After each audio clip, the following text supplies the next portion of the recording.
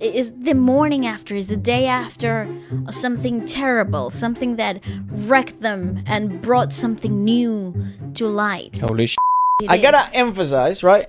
So I have the answer here, right? I haven't read it yet, but I have the answer here. But Leska is like half blind.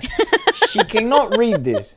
Without my glasses, no. The song tells the story of the past and the present lives of the male and female protagonist. Okay. In their past life, the protagonists were deities, while the male protagonist was punished and reincarnated as a mortal. I see. The female transferred a divine fruit into her appearance, then makes the divine fruit accompany the male protagonist throughout his mortal life. Wonder what it means by fruit.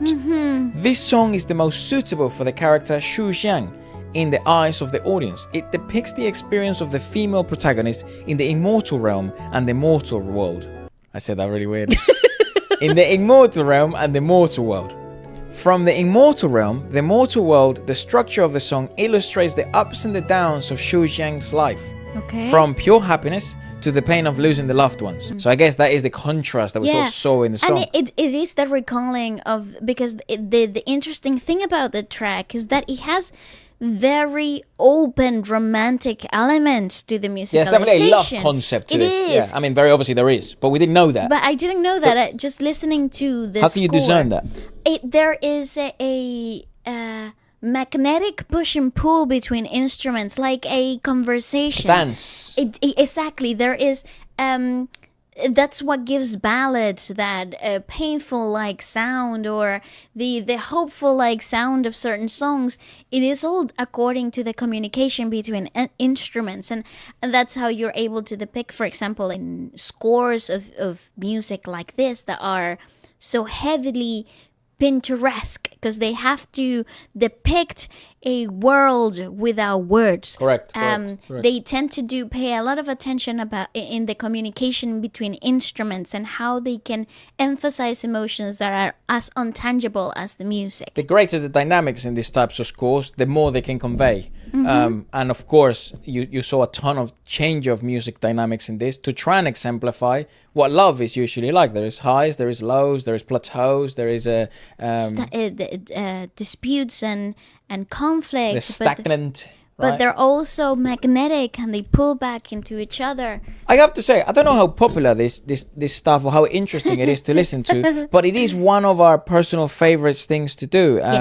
Because it emphasizes one of our philosophies behind music, that music knows no language and no boundaries.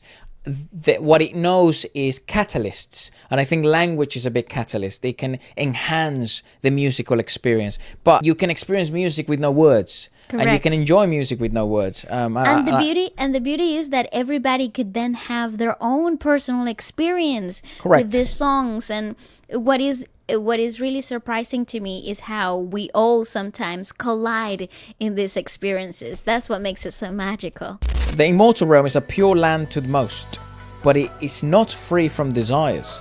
And those living in the immortal realm are not necessarily happy. Immortals also experience emotions and desires. That's an interesting concept. They also have the sorrows and joys of separation and reunion. Conversely, life in the mortal world is not necessarily painful. Sincere and transcendent emotions can be found in the mortal world as well. That's such a cool concept to explore. What a brilliant way to write something that is so beyond explaining. That is really cool. Smack Jung-hung believes that anyone who falls into the mortal world will face similar challenges when confronted with the emotions and desires of the human world, no matter whether a deity or a mortal. That's a very intriguing perspective from a composer. Because especially when you're dealing with characters that are, surreal or out of this world, if they are then intertwined, or to have the mortal human experience, parts of the human experience are the emotions, the conundrums, the conflicts, the confusion, the shock, the love, the desire. And if there is some of this already there in the deity world, it's kind of interesting to see what is shred apart and then what's birthed new into this mortal world. I hope you enjoy that. Very interesting. Fun. Very cool. Again, we really enjoy doing that type of stuff. I would love to know, to see how sort of, if people actually would like to see us do more stuff like this, or if you have any suggestions.